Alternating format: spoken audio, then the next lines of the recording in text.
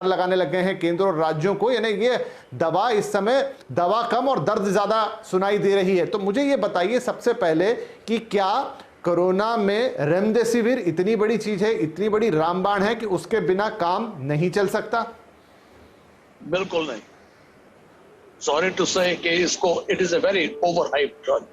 जितनी इसकी वैल्यू है उससे कहीं बढ़ चढ़ के इसकी इंपॉर्टेंस बन गई है, जबकि यूएसए में तो शायद ये अब आगे यूज भी नहीं की जाएगी। WHO ने पिछले साल जो बहुत बड़ा सबसे बड़ा ट्रायल जो हुआ था, जिसमें रीपर्पस ड्रग को यूज करके उन्होंने ये देखा था, सॉलिडेरिटी ट्रायल में, जिसमें कि रेमडेसिविर, हाइड्रोक्लोरोक्विन, लोपेनाविर और एटोनाविर का कॉम्बिनेशन था, जो हम पिछले साल यूज भी किए, और एक इंटरफेरॉन।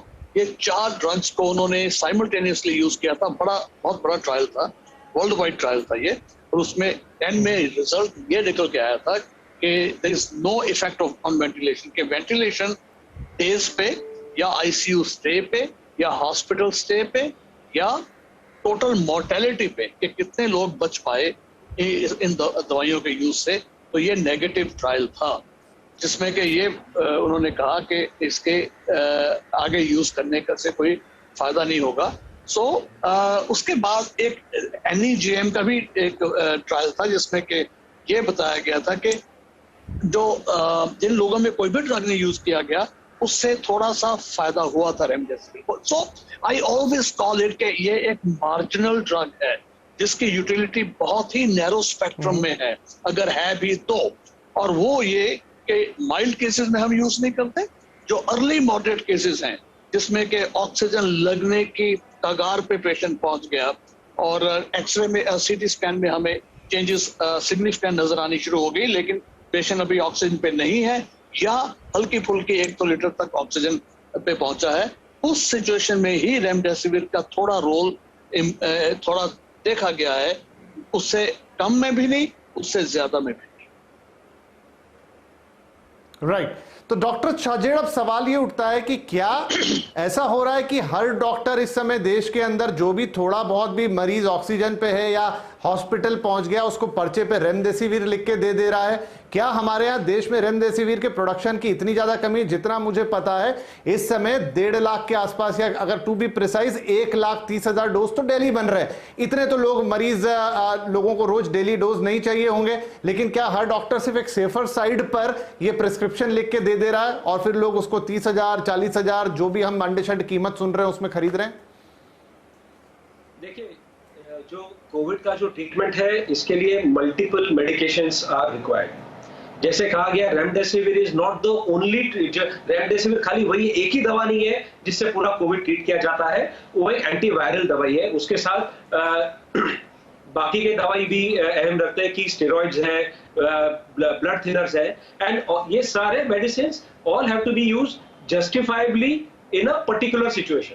अभी आप रह गई बात रेमडेसिविर की, अभी बहुत सारे ट्रायल्स हैं। डॉक्टर साहब ने कहा कि सॉलिडेरिटी ट्रायल है, NEJM ट्रायल है, उसके बाद बहुत सारी ट्रायल्स है। रिसेंटली और एक ट्रायल आ गया है कि remdesivir plus baricitinib is better than remdesivir alone, वो भी एक ट्रायल आ गया है New England Journal of Medicine में। तो कहने का मतलब क्या है कि ये पिछले साल में data is evolving as far as remdesivir is concern. तो ये पूरा डेटा समझ के और हमारा जो क्लिनिकल एक्सपीरियंस है ये समझ के हम रेमडेसिविर की प्लेसमेंट कैसे करें। तो रेमडेसिविर की placement as a supportive treatment at present is in moderate to severe disease. जो पेशेंट्स को मॉडरेट टू सीवियर डिजीज है, वो लोगों में अगर रेमडेसिविर अगर यूज किया तो हमने देखा है कि it is beneficial, okay, as a contributory therapy. नहीं डॉक्टर साहब, ये बात तो समझ में आ गई, ये तो बात क्लियर है। मैं ये पूछ रहा हूं कि जिस तरीके से रेमडेसिविर के प्रिस्क्रिप्शन दिए जा रहे हैं और वो बाजार में मिल नहीं रही या मिल रही है तो औने पौने, या तो सीधी बात है कि कालाबाजारी हो रही है, हॉस्पिटल इन्वॉल्व है, डॉक्टर्स इन्वॉल्व है। माफ कीजिएगा, मतलब मैं सारे डॉक्टर्स को इसमें नहीं लपेट रहा, लेकिन सब जानते हैं कि इस तरह के प्रैक्टिसेस होते हैं और इस तरह के जब सिचुएशन आते हैं, जब इमरजेंसीज आती हैं, तब ये प्रैक्टिस और बढ़ जाते हैं। सर मैं तो इसके लिए मैं ये कहूंगा कि whenever remdesivir is available, it should be used in the moderate to severe disease. अब ये सर ये काला बाजारी है, अवेलेबिलिटी है। I think what I want to tell you is कि इफ इट इज अवेलेबल, वो आपको कंट्रीब्यूटरी थेरेपी है विच विल हेल्प यू। अगर नहीं है तो पैनिक नहीं करना चाहिए, बाकी की दवाइयों से ट्रीटमेंट भी की जा रही है, बिकॉज बहुत सारे कंट्रीज है, बहुत सारे इंस्टीट्यूशंस है जहां पे रेमडेसिविर यूज भी नहीं किया गया है। So we have to understand this very clearly कि पैनिक होने की जरूरत नहीं है, but if it is available it should be administered in the selected patients. Right तो डॉक्टर कंवर, आप आम लोगों को भी ये समझाने की जरूरत है क्या कि देखिए, क्योंकि क्या होता है जब इस तरह की सिचुएशन आती है वो हर जगह अपना इंपैक्ट दिखाती है। पिछले साल हमने देखा था कि जैसे ही लॉकडाउन का अनाउंसमेंट हुआ था लोग राशन खरीदने लग गए थे, ज्यादा सामान खरीदने लग गए थे और कंपनियों ने भी बड़े बड़े पैकेट बनाने शुरू कर दिए थे। वही की वही मानसिकता क्या यहां पर भी है? क्योंकि रेमडेसिविर के लिए कुछ राज्यों ने तो नियम निकाल दिए कि कलेक्टर ही लिख के देंगे या सीधे हॉस्पिटल में ही सप्लाई होगी, लेकिन बहुत सारे राज्यों में ओपन शॉप्स पर अवेलेबल है। सरकार ने दाम जरूर तय कर दिए हैं, लेकिन फिर भी वो एमआरपी के ऊपर नीचे सब कुछ हो रहा है। तो क्या लोग खरीद के रख रहे हैं कि कल को मैं बीमार पड़ जाऊं, मुझे नहीं मिलेगी तो मैं 6 डोज खरीद के रख लेता हूं, और इसलिए हम स्कैरसिटी या उसका इतनी ब्लैक मार्केटिंग जो भी कह लीजिए उसकी कमी महसूस कर रहे हैं? This is exactly, Mr. Vipin, what is called panic reaction. जैसे लोग ऑक्सीजन कंसंट्रेटर्स को भी खरीद कर रखने की कोशिश कर रहे हैं, पाइप ऐप मशीन्स को भी अपने पास रखने की कोशिश कर रहे हैं। लास्ट ईयर पे किया था उन्होंने, अब भी कर रहे हैं। उसी तरीके से अब रेमडेसिविर के बारे में ये बातें सुनने को आ रही है, which is very unfair and unfortunate, क्योंकि लोगों को इस चीज की, ये जो आप प्रोग्राम कर रहे हैं वो इस चीज की जागरूकता बढ़ाने के लिए ही कर रहे हैं कि don't be desperate for remdesivir. Remdesivir से कहीं ज्यादा इफेक्टिव दूसरी दवाइयां हैं, खासकर स्टीरॉयड, जो कि बहुत सस्ती दवाई है और सबसे ज्यादा प्रूवन एफिकेसी उसी की है।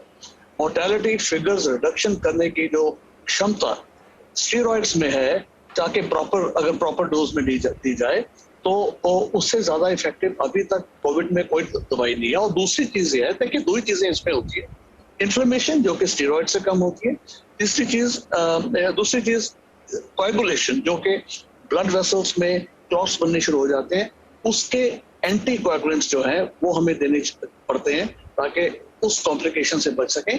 तीसरी चीज जो रेमडेसिविर है कि वायरस की एंट्री बॉडी में ना हो, बॉडी के सेल्स में ना हो, तो उसमें अभी तक कोई भी इतनी कामयाब दवाई नहीं रही। जैसे मैंने पहले कहा, रेमडेसिविर भी it has a marginal role.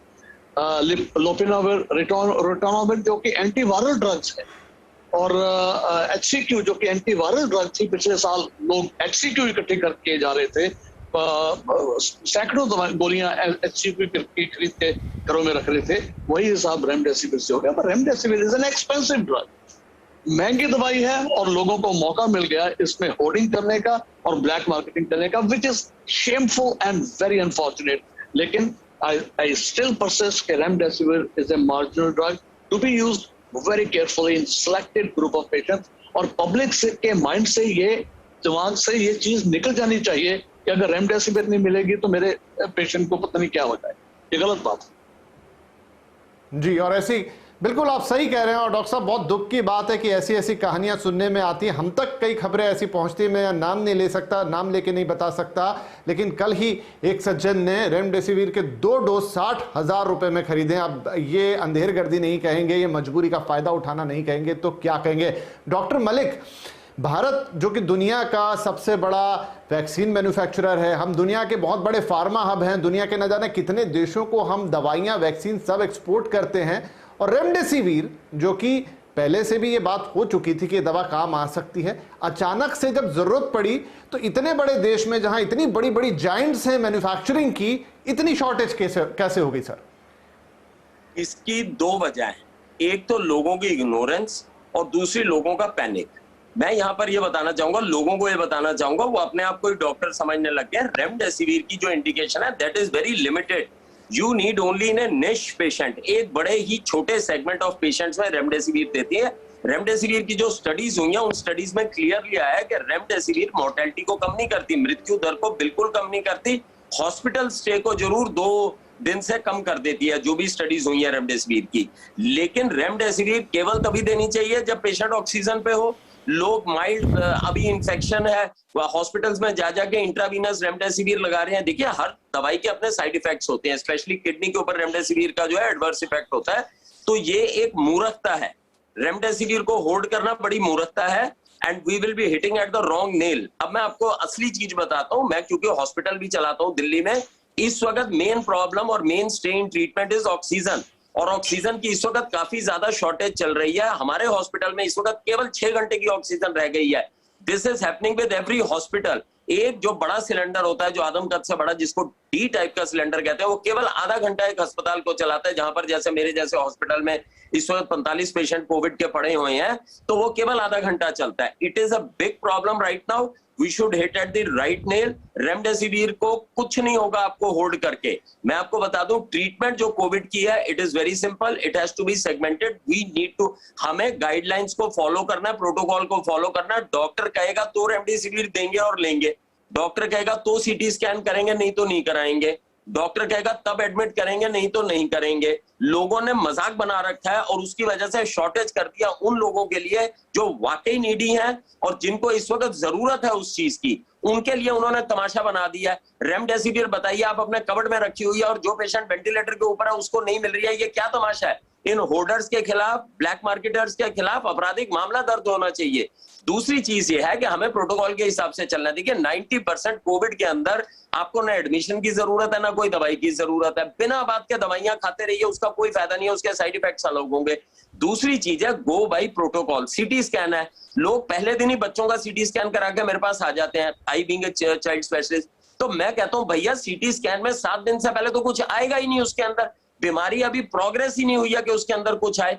आप बच्चे को 200 एक्सरे का आपने एक्सपोजर दिया कैसे? You are doing a wrong thing to your child, और या अपने अपने परिजनों के लिए आप नुकसान कर रहे हैं बिना बात के उनको एक्सपोज करके। तो इसमें बेस्ट ये है लोग पैनिक ना करें, अपने डॉक्टर की प्रॉपर सलाह लें। जिस रिसोर्स की जरूरत है, हम एक साधन संपन्न देश नहीं है, हमारे पास में साधनों की थोड़ी कमी भी है, तो साधनों का उपयोग करना बड़ा जरूरी है।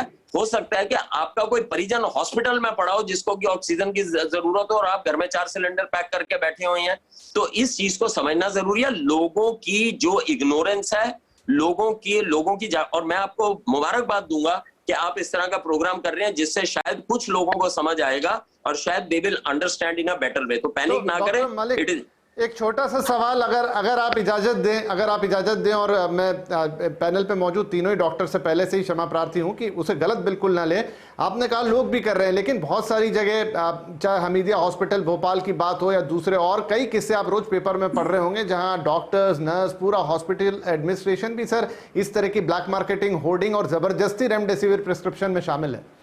मैं आपको इसमें बताना चाहूंगा, कोई भी डॉक्टर या नर्स अगर इस काम में लिप्त है, उसके खिलाफ आपराधिक मामला होना चाहिए, सख्त से सख्त कार्रवाई होनी चाहिए। लेकिन आपके चैनल के माध्यम से मैं ये भी बता रहा हूं, black sheeps are there in every profession, लेकिन ये बहुत माइनॉरिटी लोग हैं। बल्कि हम डॉक्टर्स खुद रिक्वेस्ट करते हैं अथॉरिटीज को कि अगर इस तरह का कोई व्यक्ति है, उसकी नेमिंग शेमिंग हो और उसके खिलाफ आपराधिक मामला दर्ज हो। मोस्टली डॉक्टर्स, इस वक्त मैं आपको बता रहा हूं, मेरे अस्पताल में 15% डॉक्टर्स, नर्सेज जो है वो कोविड से ग्रस्त हो चुके हैं। फ्रंटलाइन वर्कर्स हैं, दे शुड बी रिस्पेक्टेड। और इस तरह का कोई व्यक्ति है तो उसके खिलाफ आपराधिक मामला दर्ज होना चाहिए, सख्त से सख्त उसकी कार्रवाई होनी चाहिए, उसे कारागार में भेजना चाहिए जो कि उसकी जगह है। लेकिन जो डॉक्टर्स हमारे सकारात्मक वे से दिनों रात 18-18 घंटे काम कर रहे हैं, उनको हमें प्रोत्साहित करना चाहिए और उनकी हमें हेल्प करनी चाहिए। वही तो है सर, बिल्कुल डॉक्टर रवि मलिक, इसीलिए मैंने एक डिस्क्लेमर के साथ ये सवाल पूछा था, क्योंकि लोगों के मन से एक साफ पिक्चर बनना बेहद जरूरी है हमारे लिए और देश के लोग भी, और हम भी बहुत यहाँ पर रिस्पेक्ट के साथ, आभार के साथ, क्योंकि अगर आप लोग या आपकी फ्रेटर्निटी काम ना करे तो इस समय पूरा देश घुटनों पर आ जाएगा, क्योंकि डॉक्टर्स ही हैं जो दिन रात मेहनत करके अपनी जान को दांव पर लगाकर लोगों की जानें बचा रहे हैं। और पिछला साल तो कह दे एक तरीके का बहुत ही कूल ऑफ टाइप का ईयर था, लेकिन अब जिस तरह से समस्या आई है, इसको टेकल करना इतना आसान नहीं है अगर डॉक्टर्स की मदद हमारे साथ नहीं हो। हाँ, 3-4-5% अगर इस तरह की चीजें हैं, उनके खिलाफ जनता भी आवाज उठाए।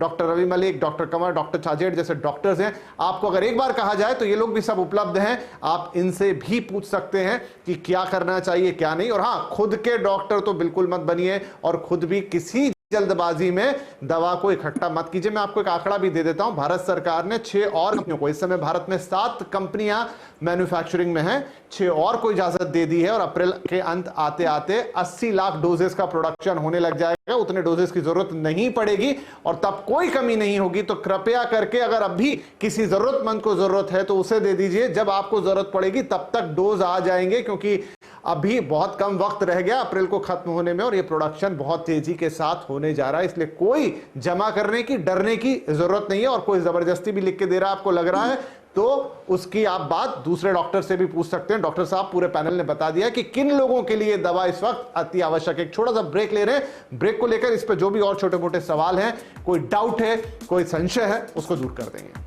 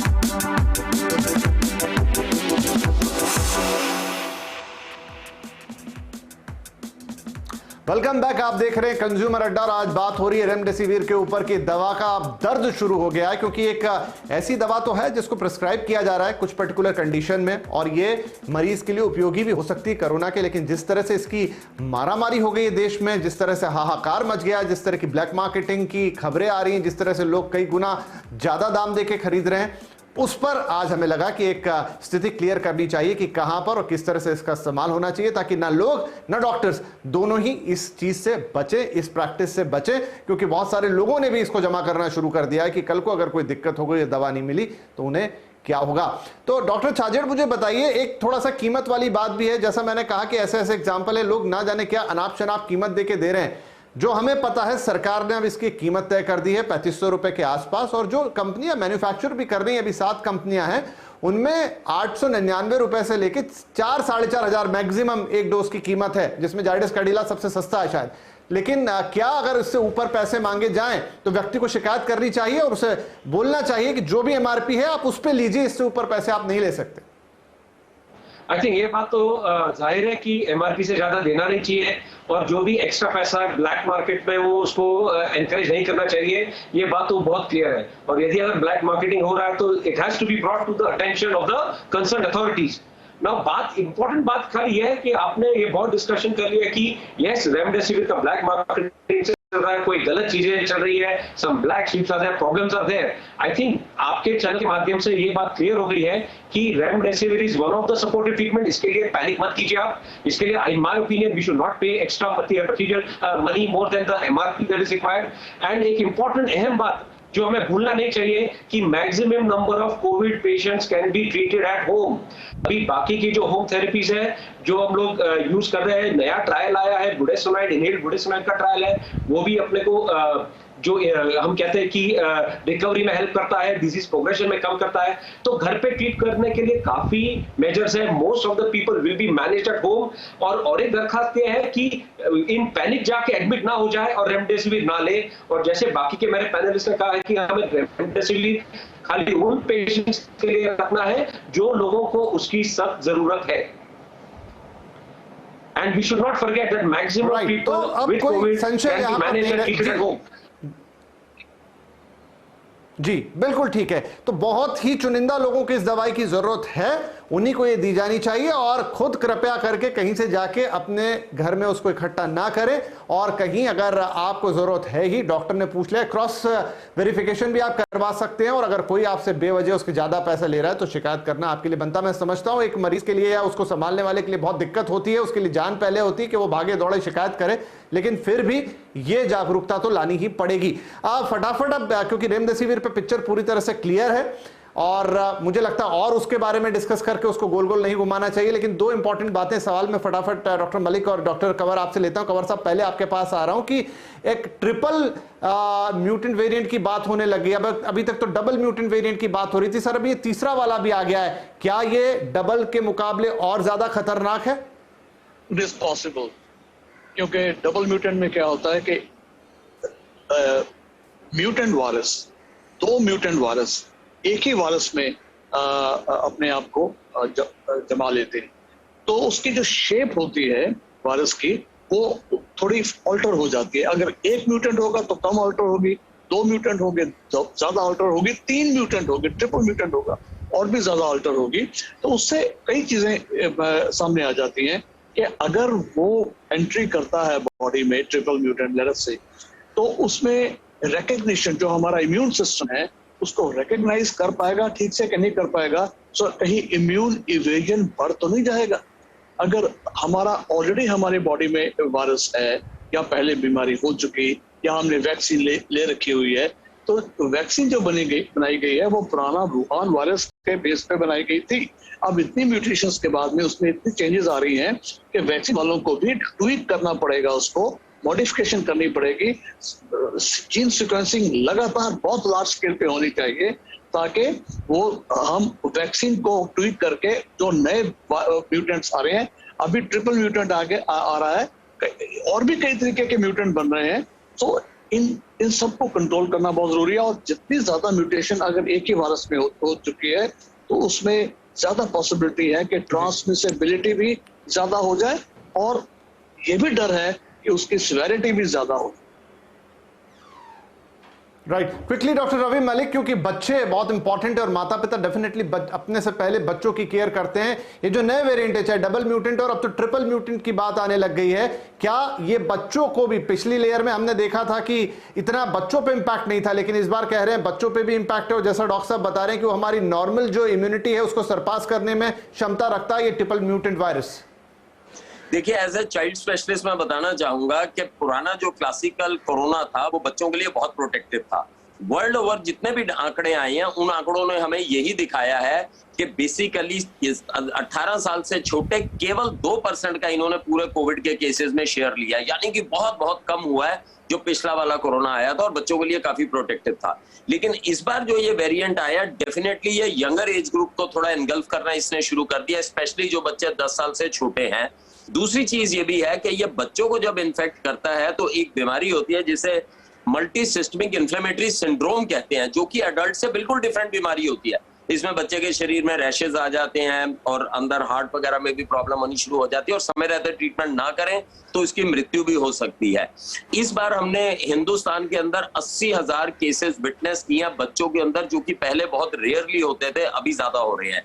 लेकिन अभी के जो आंकड़े ये कह रहे हैं बच्चों के अंदर हो तो ये ज्यादा रहा है, लेकिन बच्चों के अंदर मृत्यु दर जो है वो बहुत ज्यादा बढ़ी नहीं है। तो बच्चों के लिए अभी भी ये मृत्यु के लिए थोड़ा सा प्रोटेक्टिव है। लेकिन जो डबल म्यूटेंट वायरस आया है, चलिए तो ये एक अच्छी खबर आपने दी। इस बात से बहुत सारे माता पिता लोगों को बड़ा वो मिलेगा कि चलिए ट्रिपल म्यूटेंट वेरिएंट में थोड़ा बच्चों पे इंपैक्ट आ रहा है, लेकिन उनकी जान सुरक्षित है, उनकी जान पर कोई खतरा नहीं आएगा। हमने बहुत शॉर्ट में जिसको टच किया, आगे और एक्सप्लेनेशन पे इस पे डिटेल में बातचीत करेंगे। लेकिन आज का जो मुख्य मुद्दा था वो था रेमडेसिविर, एंड आई होप कि हमारे डॉक्टर्स पैनल ने आपको बिल्कुल साफ कर दिया है कि रेमडेसिविर का इस्तेमाल कहां होना है, किसके लिए होना है, क्यों होना है, इसलिए पैनिक बिल्कुल ना करें। बहुत शांति के साथ, अगर किसी को प्रिस्क्राइब किया ही गया, देख ले, समझ ले, किसी और डॉक्टर से भी पूछ ले, लेके आए, लेकिन बेवजह उसके लिए पैनिक ना करें, उसके लिए हल्ला ना मचाएं। और अगर आप घर पे ही हैं या आपको कुछ और हो गया है या आपको लग रहा है आगे कभी जरूरत पड़ जाएगी, तो प्लीज प्लीज प्लीज उसे घर पे स्टोर मत कीजिए, क्योंकि प्रोडक्शन अभी इतना बढ़ जाएगा कि वो दवाई इतनी एक्सेस में हो जाएगी कि कोई मारी मारी फिरेगी। इसलिए आप प्लीज आज जिसको जरूरत है उसके लिए जाने दीजिए। और ऐसे भी लोग, जैसे हमने कहा कि हार्डली 3-4% लोग होते हैं जो कई बार उसमें गलत लाइट में आते हैं, ऐसे डॉक्टर्स वगैरह अगर कहीं आपसे 2-4 होते हैं तो उनकी शिकायत जरूर दर्ज कराइए। और हमारे जो रियल कोरोना वॉरियर्स हैं, जैसे हमारे पैनल पे डॉक्टर्स हैं, इनका साथ दीजिए, इनके साथ आगे बढ़िए। और ये जो बातें बताते हैं वो 100% ऑथेंटिक बातें होती हैं। ये हमने पिछली कोरोना लहर में भी देखा और इस बार भी बातें सही हो रही है। तो हमारी कोशिश आपको जागरूक बनाने की है। उम्मीद करते हैं इन सूचनाओं के साथ आप स्वस्थ रहेंगे, प्रसन्न रहेंगे। नमस्कार, धन्यवाद।